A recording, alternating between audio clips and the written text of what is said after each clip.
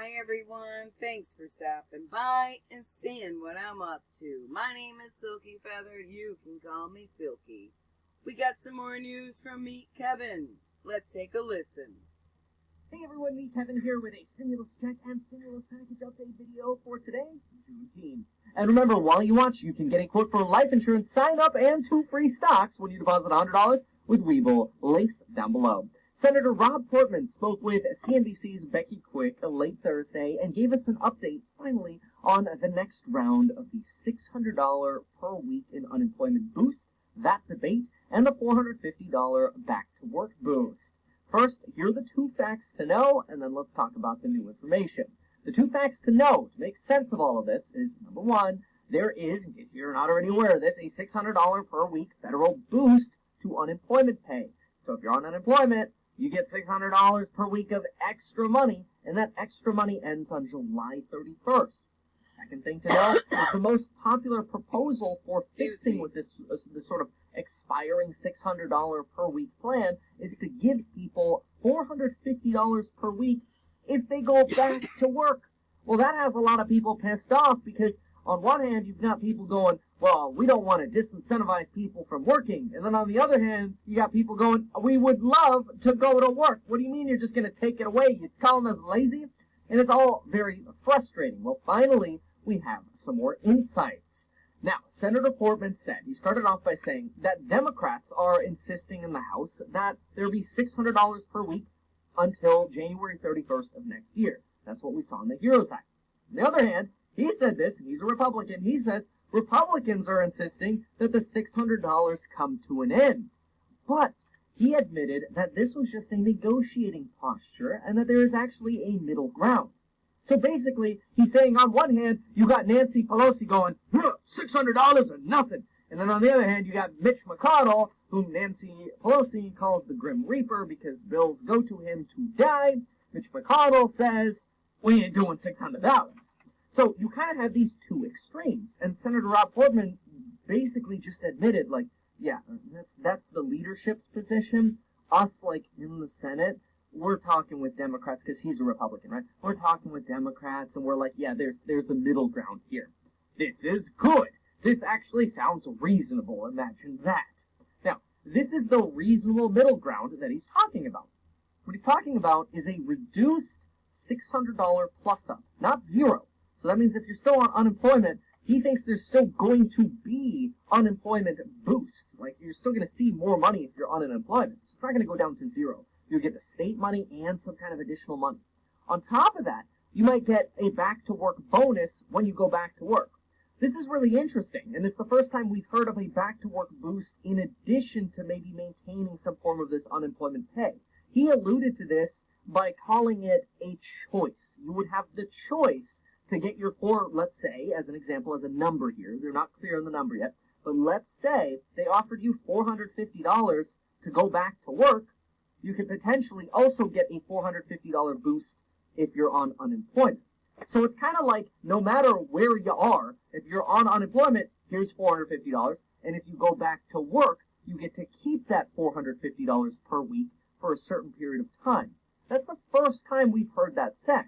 And this obviously leaves a bunch of questions open, like what if I already went back to work? What about those of us who are disabled or on retirement or otherwise not working, right? This is obviously a very narrow kind of solution for people who are on unemployment and would be going back to work or either staying on unemployment. But it's definitely more guidance for something that... Not only that, so I'm self-employed. What about people that are self-employed going back to work? Do we keep getting our $400? Now, I own a small gift shop online. I am on SSI. I applied for unemployment. I got my unemployment. I even got the EDIL loan or grant for my small business side hustle. So with all that being said, I want to know, what about the people that are self-employed? Do we get the $400? That we're interested in knowing about. And especially if you're not on unemployment, but you are interested in the market and the economy. And for example, you saw my video this morning where I was saying, if Congress just gets rid of this, we're going to have big problems. This is actually really good. This is a good sign to see that Congress is suggesting there is a middle ground here. We can actually do a combination, maybe a reduced boost combined with a back-to-work boost. This is really like one of the first reasonable things that I've heard in quite a while. So I'm happy to hear this, and I don't want you to think that I'm fully aligning with this back-to-work boost thing, because realistically, I think the easiest thing is just straight-up stimulus for everybody, at least for a short period of time while we get through this pandemic. That way people can make their payments and things aren't so complicated. But unfortunately, complicated and Congress go hand in hand. So this is fascinating, and he actually went as far as calling it a cliff. That is, we are at kind of the tip of a cliff. Come July 31st, we're either going to be able to extend some kind of bridge, or we're falling off the cliff. And that's kind of how I feel too. So I find this to be good news. Now, in other good news, we continue to see signs that the next rounds of stimulus checks are actually coming.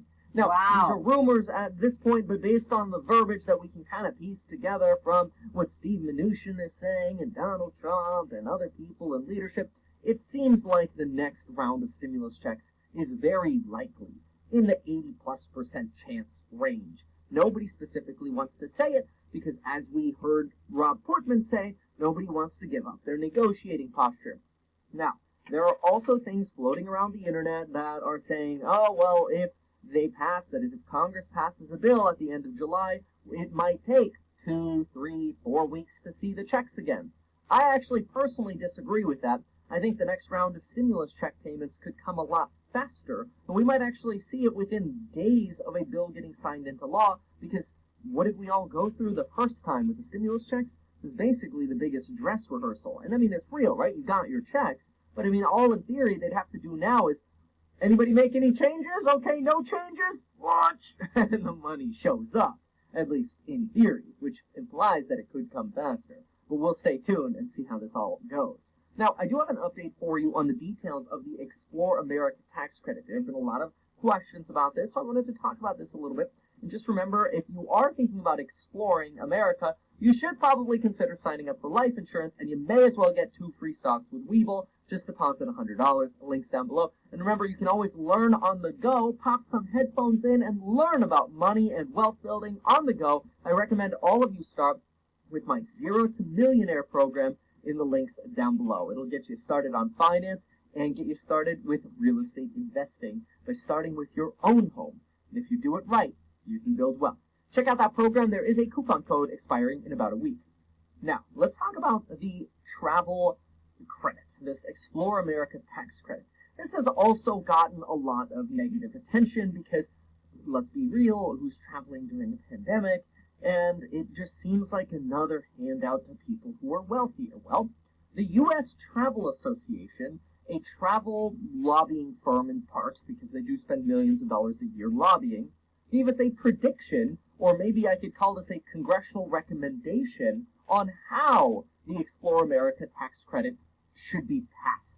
And so this gives us an idea as to maybe what some of the larger organizations are thinking that talk to Congress and recommend these things. See, these organizations that spend money on lobbying, they can kind of slide over a little post-it note and go, hey, check out my Thor's hammer. Hey, oh, is that a post-it note right there that tells you how you should implement this act that benefits all the people in our association? Oh, hey, you can put that on your shelf. Yeah, that's lobbying, right? Anyway, so this is their opinion, but they are lobbyists. So I think this is valuable to share. They suggest that, which I don't necessarily agree with, but I'm going to get into it. Me and my Deadpool tie bar. I actually have Deadpool cufflinks today, but you can't see them. I really wish I could show these off. There you go. Look at that. Come on. I'm matching today. Sorry. Squirrel. All right. Their opinion is that we would see a 50% tax credit, right? A 50% credit off of anything that we spend money on qualified expenses between the time the act passes and the end of December 2021. That's different. You know, some things we've heard have been all of 2020 and all of 2021, still up to 4K. And here's what they think it should be spent on. Any travel expenses, quote, away from home in the United States over $50 and specifically related to meals, lodging, recreation, transportation, amusement, entertainment, business meetings or events, and gas. Now, I personally disagree with this because this now only literally applies to traveling, and I think the credit should apply to me going to local restaurants as well. But again, this makes sense because they are a travel lobby, not a restaurant lobby.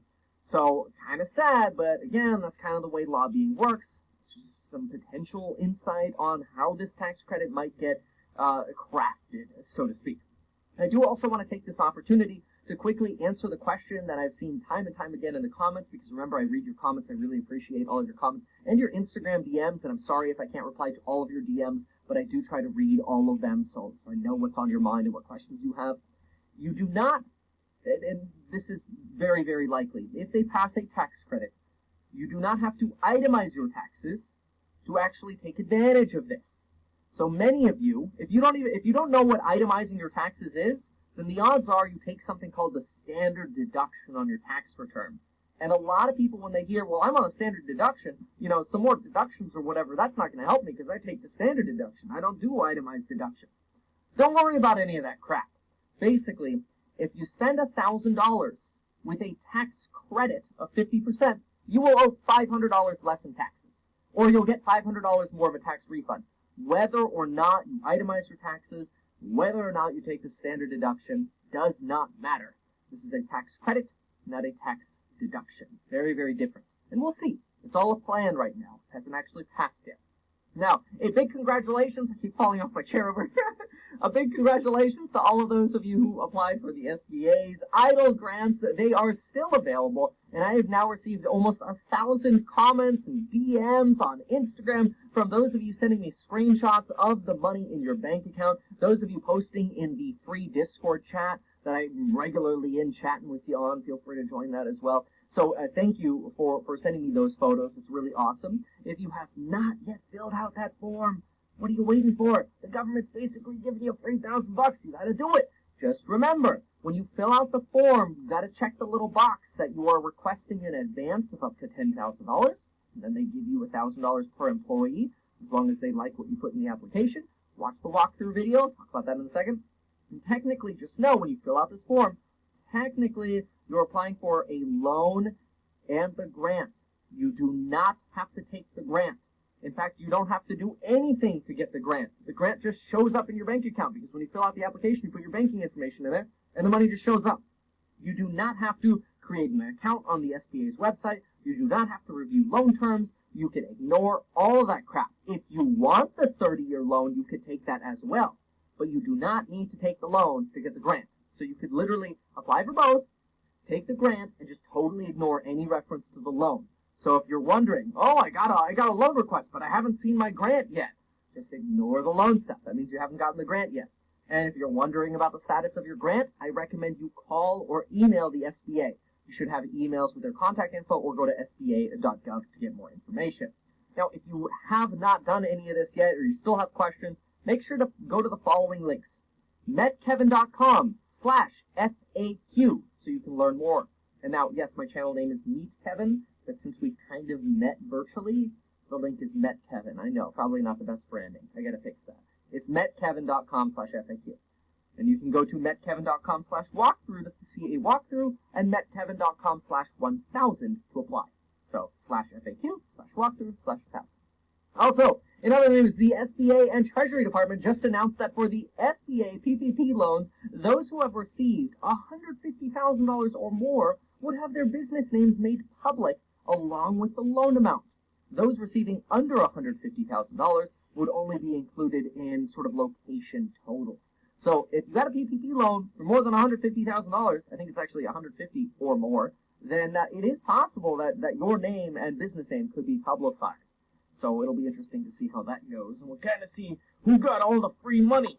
In other news, Democrats are trying to move forward with a Moving America Forward Act. The House has a goal of passing this before the July 4th recess, so that way they can be in a better negotiating position when it's time to discuss the stimulus plan and infrastructure bill with Republicans. Heads up, Even though it seems crazy that the House is kind of pushing through bills, this is actually a negotiating tactic because oftentimes the person who writes the offer wins a better battle in a negotiation because the other side tends to be focused on changes while the people who wrote the offer get all the other stuff through as well while they debate the changes.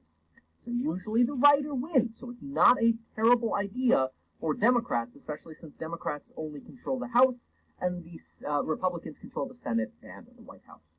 Now, this bill, by the way, would provide a lot of money for things like drinking water, healthcare infrastructure, which I had to look up what healthcare infrastructure is, and I guess it's like public health safety, like health inspectors, information and data for counties and labs, and emergency prep, like FEMA kind of response in that. Not super familiar with that, but it does also provide money for broadband, and we'd finally get to 100% broadband coverage in the United States, and provides more money for public housing. Now, in the meantime, 41 Democrats are also calling for an additional $175 billion for K through 12 schools, which is over 5 times what the CARES Act provided for education. That's crazy. Now, in other news, we do want to talk about mortgage forbearance really quickly. I encourage you, unless you're going to buy soon or refinance, I do encourage you to consider applying for mortgage forbearance. And you can watch this video that I'm going to link up here and see some more details on my thoughts about mortgage forbearance.